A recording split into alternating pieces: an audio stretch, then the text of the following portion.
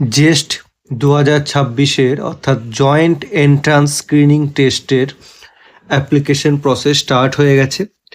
তো আমার এই চ্যানেলে অলরেডি জেস্ট 2026 নিয়ে ভিডিও আপলোড করা রয়েছে, যেখানে আপনারা সমস্ত ডিটেলস দেখতে পাবেন। তো জেস্ট 2026 নিয়ে আমার এই চ্যানেলে অলরেডি ডিটেলস ভিডিও আপলোড করা রয়েছে, যেখানে আমি মেনশন করেছিলাম এলিজিবিলিটি ক্রাইটেরিয়া কী থাকছে, কোন কোন সাবজেক্টে তোমরা যদি পড়ো তাহলে অ্যাডমিশন নিতে পারবে, এবং কোন কোন ইনস্টিটিউটে কোন কোন সাবজেক্ট কোর্সেস অ্যালাউ করে, এবং কারেন্টলি কী কী কোর্সেস করা যাচ্ছে, পার্টিসিপেটিং ইনস্টিটিউট কী কী থাকছে, কলকাতায় কোন কোন ইনস্টিটিউট থাকছে। তো সেই সমস্ত ডিটেলস আমি এই চ্যানেলে অলরেডি ভিডিও আপলোড করেছি। সেই ভিডিও লিঙ্ক আমি ডেসক্রিপশন এবং আই বাটনে দিয়ে দেবো, তোমরা সেই ভিডিওটা আগে দেখে নিও। তো এক্সাম ডেট অলরেডি জেস্ট 2026 আগেই ডিক্লেয়ার করে দিয়েছিল, 12 এপ্রিল 2026। তো এবার এদের অ্যাপ্লিকেশন প্রসেস স্টার্ট হয়ে গেছে। এই অ্যাপ্লিকেশন প্রসেস স্টার্ট হয়েছে 26 ফেব্রুয়ারি থেকে, এটা চলবে 23 মার্চ পর্যন্ত। তো অনেক দিন টাইম থাকছে অ্যাপ্লিকেশন করার। তো এর অ্যাপ্লিকেশন করতে গেলে তোমাদের প্রথমেই এই যে অফিসিয়াল ওয়েবসাইট, সেখানে অ্যাপ্লিকেশন পোর্টালে চলে যেতে হবে।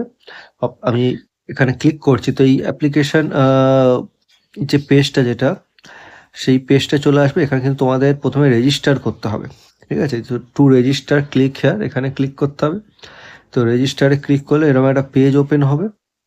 এখানে ক্যান্ডিডেটের name, date of birth, country, mobile number, আরেকবার মোবাইল নাম্বার কনফার্ম করে ইমেল অ্যাড্রেস দিতে হবে, কনফার্ম ইমেল অ্যাড্রেস করতে হবে। অল্টারনেট ইমেল আইডি দিয়ে জেনারেট ওটিপি করলে একটা ওটিপি চলে যাবে মেল আর ইমেলে। সেইটা ওটিপি দিয়ে কনফার্ম করে আই এগ্রি করলে, এখানে ক্যাপচা দিলে কিন্তু তোমাদের রেজিস্ট্রেশন কমপ্লিট হয়ে যাবে। এবং তারপরে ইউজার আইডি, পাসওয়ার্ড দিয়ে তোমাদের কিন্তু রেজিস্টার করে মেন যে অ্যাপ্লিকেশন পেজ সেটা ওপেন হয়ে যাবে।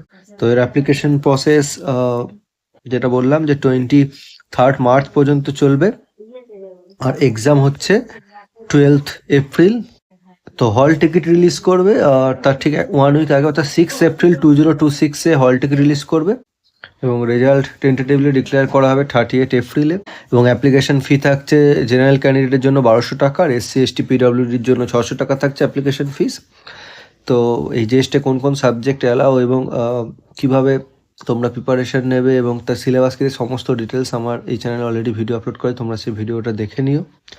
তো আজকের ভিডিও আমি এখানেই শেষ করছি।